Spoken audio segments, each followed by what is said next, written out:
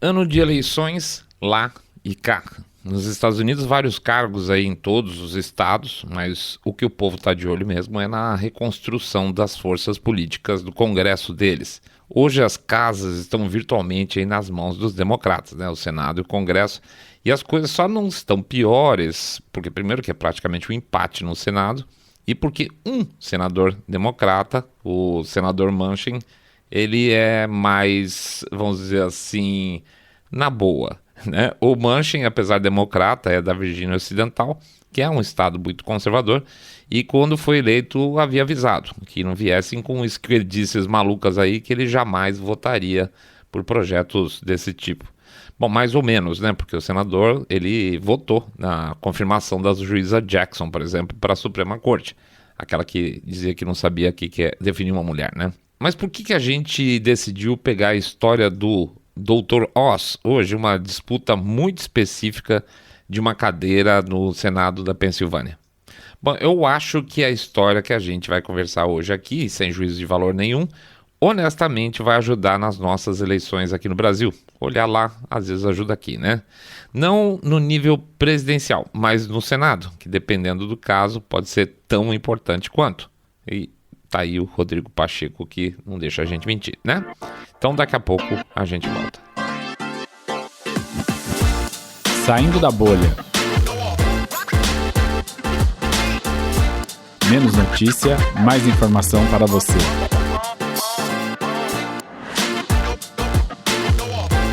As lições de Oz.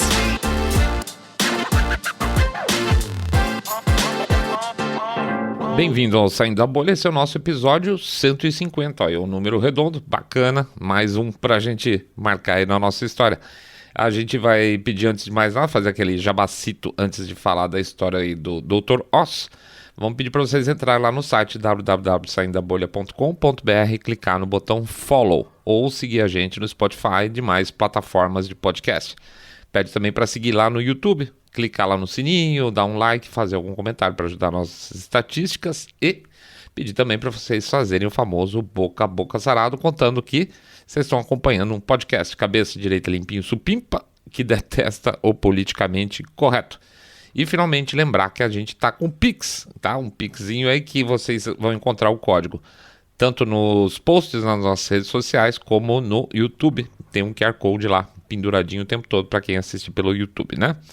Muito bem. O que acontece quando vocês contribuem para a gente? Vocês viabilizam aí os projetos nossos aí de divulgação, etc. E coisas novas que estão aparecendo aí pela frente. Então por isso que a gente sempre pede 1, 2, 5, 10 milhões de reais pingado não é seco, ou lembra da ideia que foi dada pelos nossos ouvintes, R$1 por episódio, porque R$1 por episódio ajuda pra caramba, tá bom? Então vamos lá, vamos em frente, vida que segue. Apoios de Trump. Muito bem, o Partido Republicano não está nesse momento exatamente unido, né? Apesar de estar em posição de força no momento, aí pela sua posição de oposição, um governo incompetente, pela péssima condução do Biden, do governo federal, ainda assim o Partido Republicano não está unido.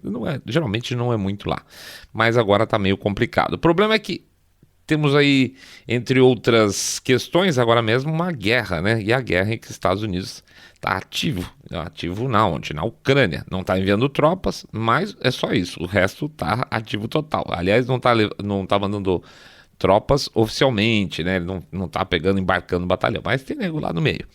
Quando se fala em guerra, o parlamento americano costuma ficar muito animadinho, né? A começar com uma fatia neocon, que ainda anda de mãos dadas, por exemplo, com a família do ex-presidente Bush, né? Pode apostar sua vida nisso, gente. O republicano também gosta de guerrinha, a não ser, e aí vem a coisa, a não ser a ala mais trumpista do partido, em alguns outros, vamos chamar assim, de independentes. Por exemplo, o senador Rand Paul não é trumpista, mas também não é chegado numa guerra. Eu chamaria, então, por minha conta, tá?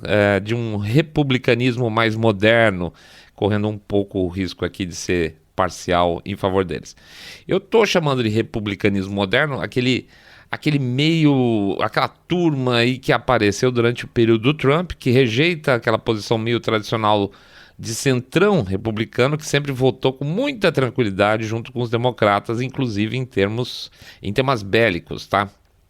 A visão MAGA que acabou colando bem em Trump não é exatamente trumpista, tá? Na verdade ele ativou muito isso.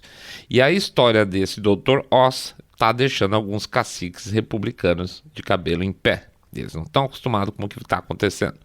Um dos bons trabalhos feitos pelo Trump agora é esse veio MAGA que ele achou e está explorando muito bem, que é colocando uma estratégia de apoio a candidatos que não sejam rhinos, que a gente fala, ou seja, candidatos que tem mais o core mesmo de verdade republicano. Lembrando, rhino é Republican in name only, quer dizer, um republicano só da boca para fora. Esse novo republicanismo, esse republicanismo mais moderno, está indo então para as primárias do partido com muito mais força, inclusive com o apoio do Trump, né? E sobretudo no que se refere às corridas do Senado. Mas isso no processo de primárias, tá? Mas no total, o ex-presidente Trump já demonstrou aí, já declarou apoio a pelo menos uns 150 políticos do partido, entre congressistas, candidatos a congressistas, candidatos ao Senado, para diversas primárias aí que vão acontecer do mês de maio até praticamente, eu acho que inclusive o mês de agosto, tá? Na terça passada, por exemplo, o Trump tinha apoiado um candidato ao Senado de Ohio, o J.D. Vance, que eles chamam, e deu certo, tá? Garantiu o lugar dele lá para a disputa contra o democrata agora também no final do ano. Então a assinatura do Trump, de maneira geral, na ficha de inscrição, vamos dizer assim, de apoio ao sujeito, tá valendo a pena. Vamos ver, tem que somar mais gente aí, mas aparentemente está ajudando bastante. Portanto, até que se prove em contrário, o plano aqui é dar uma limpada no centrão deles e fazer com que as casas sejam muito mais MAGA. E o Dr. Oz é MAGA? Vamos ver. Dr. Oz. O Dr. Oz entrou na disputa para uma vaga no Senado da Pensilvânia, tá? Celebridade TV, né? O famoso Dr. Oz. Teria tudo para ganhar espaço e tirar da jogada o outro candidato chamado David McCormick, que é um ex-veterano, ex-governo Bush, e foi head de um dos maiores fundos de investimento do mundo. E o Trump define ele como representante do globalismo, que é uma péssima escolha para o Senado nessa altura. O Oz, então, seria a chance dos republicanos darem um pé na bunda de um candidato poderoso com muita grana, graças à posição de figura pública dele, Dr. Oz. Só que a disputa virou uma briga entre piores, tá? O Dr. Oz já deu o apoio explícito, por exemplo, à cirurgia de troca de sexo para adolescente, aplicação de bloqueadores hormonais para adolescente. Nos seus programas de TV ele chegou a defender um daqueles caras lá eu não vou lembrar o nome dele agora, desculpa, do Black Lives Matter, aquele que ele entrou na casa da ex-namorada, abusou sexualmente dela, roubou as coisas dela, ia fugir com o carro dela, puxou a faca policial e aí tomou um tiro, claro. E o Dr. Oz fez um programa lamentando a violência da polícia, tal, aquela coisa toda. Então, peraí, né? O cara era um bandido e o sujeito aí, o Dr. Oz, entrou com um discurso de polícia violenta no seu programa. Quer dizer, não tá batendo nada, não tem nada de republicano, não tem nada de conservador nessa história. O Oz ele é cidadão turco e também gera uma certa, por não ser um cidadão, não por ser turco, mas por não ser cidadão americano, questão de comprometimento. E também tem uma posição dúbia com relação a armas de fogo, que é um assunto super, super básico, né, para os republicanos, a respeito da segunda emenda. Ele andou fazendo uns vídeos aí para TV, para agradar o público, dando uns tiros de fuzil, de espingarda, para olha, veja bem, eu não tenho nada contra a arma para caça, né? Então, assim, mas a questão de discussão de ter ou não ter arma em casa não tem nada a ver com caça nos Estados Unidos atualmente. E ontem também ele deu uma entrevista na Fox muito ruim, ele foi realmente muito ruim, quando perguntaram para ele o que ele achava com relação aos 40 bilhões de dólares que estava sendo enviado para a Ucrânia, e ele não respondeu, tá? Do tipo assim, eu sou favorável a tudo que é dinheiro bem empregado. Isso não é resposta. Você acha que deve mandar 40 bilhões para a Ucrânia ou não deve mandar? Não, é tudo que é bem tratado, dinheiro bem tratado, eu sou sempre favorável. Então aquele cara que não sai em cima do muro, tá tentando pegar voto independente, Pode ser isso um discurso, mas pode ser que na hora que ele chegar lá no Senado, ele também não vai se posicionar. Pois o povo republicano odiou, tá? Mas odiou mesmo o apoio, inclusive, não só o Dr. Oz, mas principalmente odiou o apoio que o Trump deu para o Dr. Oz como alternativa do McCormick. E será que tinha outra opção? Era a única opção entre dois piores? Pior que tinha, e apesar do apoio de Trump, quem entrou na corrida aí pegando espaço pela insatisfação republicana foi a candidata Kate Barnett. Ela o quê? Vamos dizer, quais são os pré-requisitos que fazem dela popular? Ela é nascida muito pobre, ela nasceu numa casa sem água, sem luz, aquela coisa toda, cresceu, estudou, faculdade, ela foi reservista das Forças Armadas e tal, então ela tem todo aquele storytelling que funciona muito bem para os republicanos, para um político americano. Ela é uma mulher negra, e principalmente em época agora de discussão de Roe vs Wade, ela tem uma história muito impressionante. A mãe dela foi estuprada aos 11 anos, tá? E obviamente o processo automático seria que a mãe dela abortasse ela, Kate Barnett.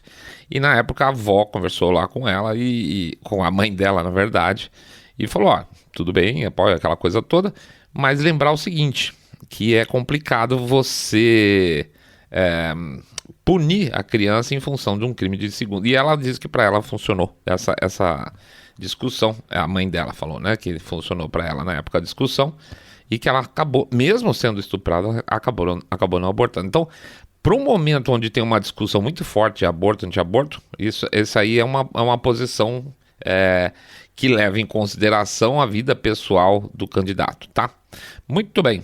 A Barnett, então, acabou destruindo aí os sonhos do Dr. Oz e do Trump, também, de terem um candidato mais viável para combater o McCormick, né? Agora o que acontece? Os três estão relativamente empatados na disputa pelas primárias, com os 20 e tanto por cento cada um em pesquisa, só que a vantagem no momento é da Barnett, porque ela vem ganhando tração nesse momento, e crescer forte na reta de chegada geralmente é tudo de bom para o candidato. Dos três candidatos, a única realmente que pinta com um jeitão conservador, e o crescimento dela tem enfurecido os outros, é ela, tá? Ela tem deixado a turma que cerca o Trump, a turma do círculo de poder dele bem pistola. Aí começou então uma campanha aí meio de difamação a partir do núcleo da campanha do Dr. Oz. Os caras estavam procurando tweet antigo dela para tentar fazer parecer que ela apoiava o Black Lives Matter e o Defund the Police, mas não é verdade. Ela sempre teve discurso contra esse tipo de coisa. O Richard Grenell, que é um trumpista de primeira hora, né, que era um cara importante na política externa do Trump, tá fazendo um barulho enorme para tentar derrubar a Barnett. O Sean Hannity, né, que é um âncora da Fox, tem sido a voz da imprensa para dar porrada nela, então tá tendo uma campanha pesadona, tá? Pesadona mesmo contra ela para tentar diminuir as chances dela e passar a ser o Oz de novo, o novo candidato. Só que, enfim, essa oposição aí quase hidrofóbica ao nome dela não tá caindo bem, tá? Não tá caindo bem. Aliás, o Richard Grenell tentou jogar a carta do, gente, vocês vão votar nela sabendo que o Trump não apoia ela, e pegou mal, porque a turma caiu em cima, falou, o Trump errou em apoiar o Oz, ele não é Deus, ele vai errar de vez em quando, ele já selecionou gente errada, e é verdade, no próprio governo dele ele selecionou muita gente errada, ele não é infalível, né? Então vocês não vão falar pra gente em quem votar, vocês podem dar o direcionamento, mas a gente continua tendo senso crítico, e é verdade. Eu acho que o respeito ao senso crítico do eleitor é uma boa forma de mostrar que você confia nele quando ele vota em você, não é isso aí? Então, pois é, não estão gostando muito dessa coisa top-down, não estão mesmo. Que lição se tira daí? Tá, e o que tem de lição aqui? Bom, eu acho que quando a gente abre o episódio falando sobre a gente ficar de olho no que está acontecendo lá para ver as réplicas que acabam acontecendo aqui. E isso aí não é um caso de importação, vamos dizer, como é o caso desses discursos malucos, progressistas, nem o caso de cultura de cancelamento, mas por aproveitar e analisar a questão sob a ótica de estratégia, de apoios e de candidatos que vão responder ou não vão responder àqueles que são aqueles que indicam, né? Primeiro ponto que a gente consegue ver é o seguinte: nem sempre a lógica política é a lógica popular, né? Talvez, e eu acredito até que o endorsement lá do Trump para o Dr. Oz fosse naquele momento a melhor posição política para o conjunto de campanhas, inclusive campanhas ao Senado. Mas isso às vezes não funciona. Você vê a coisa dentro de um aspecto pragmático, político, mas na hora que você chega com o candidato ali na porta, o pessoal não gosta, não tem o que fazer. E pior, não só não gosta, como gosta muito mais do outro. Como é que faz, né? Então, ponto número 1 é esse aí. Nem sempre a lógica política é a lógica popular. 2 aí é que arranjos podem ser feitos para acomodar forças políticas, mas esses arranjos, quando não chegam bem expressados para o eleitor, não funcionam, né? Haveria de existir uma justificativa para que, mesmo o próprio Trump, que ele falasse: gente, olha, eu acho que vocês deveriam votar no Dr. Oz porque ele é melhor que a Barrett por tal razão. Ele, Richard Grenell, toda a turma da campanha dele, a própria campanha do Dr. Oz.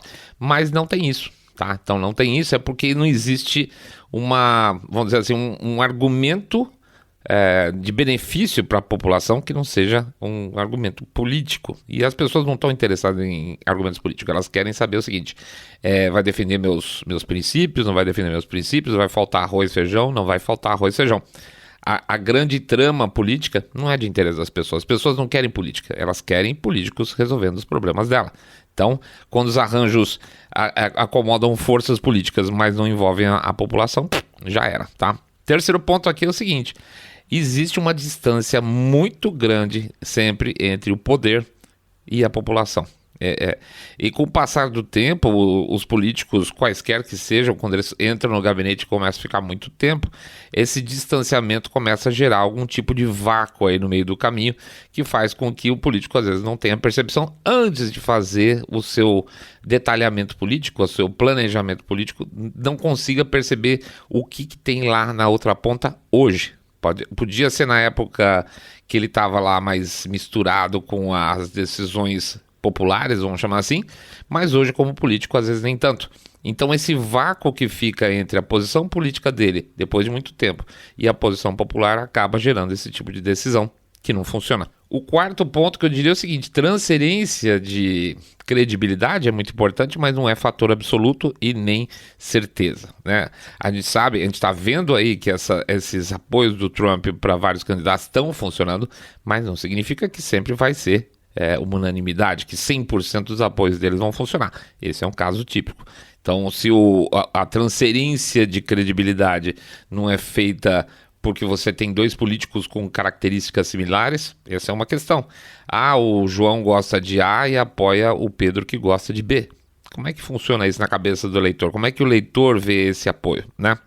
Então é o seguinte: o Trump reforçou essa semana que a Kate Barnett, disputando com outro candidato democrata, e aí está a justificativa que eu chamo de política, ela não teria chance. Então assim, olha, ela vai ganhar a primária, beleza, vocês votam nela, tá? Só que na hora que ela for para a urna, ela vai perder dos democratas. E a gente entende que essa afirmação pode fazer muito sentido, porque ela talvez seja muito conservadora e pode afastar, de repente, os independentes, né? Pode ser. E os dependentes lá nos Estados Unidos são fundamentais. Nesse sentido, ele tem razão.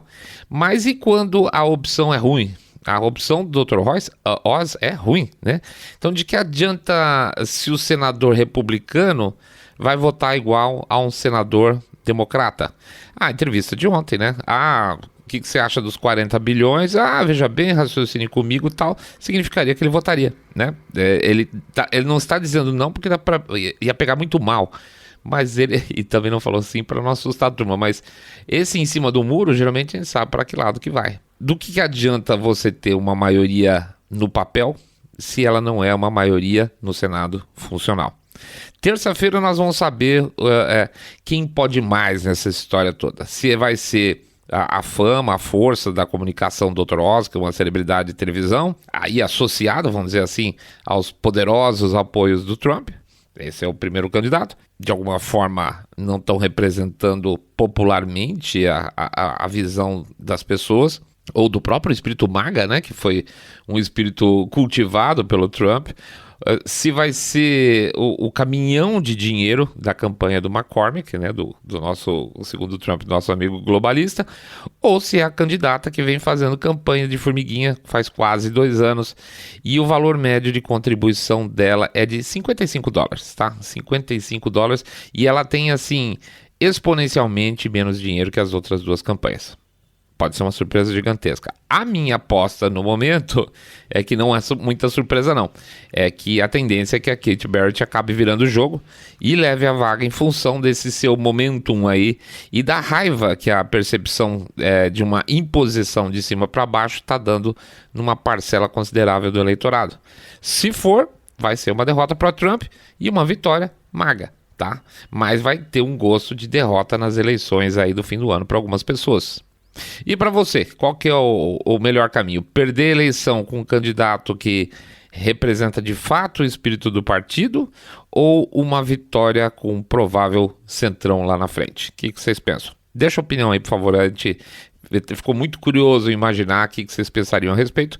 É um caso interessante lá fora, que vai ter algumas réplicas aqui no Brasil agora na eleição do final do ano, tá? Ajuda o tio a entender o que vocês pensam, por favor. É isso aí, pessoal, a gente agradece a presença de todo mundo. Sexta-feira chegando, um monte de gente vai descansar, coisa boa. Nós vamos trabalhar que nem uns loucos aqui, que a gente tem um monte de vídeo para fazer. Vamos tentar botar o podcast no domingo, não sei se não vai ser na segunda. Tem um monte de texto para revisar. Muita coisa boa, legal para acontecer de verdade, do fundo do coração. Vamos lá, então, fazer o nosso mini jabacito aqui. Pedir para vocês entrarem lá no nosso site www.saindabolha.com.br e clicar no botão follow. Ou seguir a gente no Spotify, Podcast Addict, Google Podcast, Apple Podcast. Seguir a gente no nosso canal do YouTube, sininho, dá um like, comentário, tá? Pedimos mesmo. O que mais? Pede também para dar um share no episódio, para dar uma escapada da censura que a gente passa por aí. Pede também para fazer o boca a boca sarado, contando para os seus amigos que vocês estão acompanhando o podcast. Cabeça direita limpinho, supimpa, que detesta, abomina o politicamente correto. E também não gosta nada, mas não gosta nada mesmo de político que se finge, que se pinta de direita ou de conservador, para depois chegar na hora H, pular de lado, só aproveitar os endossos, né? O que mais? A gente pede também para vocês considerarem, por favor, uma doação lá no nosso Pix. Ajuda muito. A gente pede lá 1, 2, 5, 10 reais. Pingado não é seco, gente.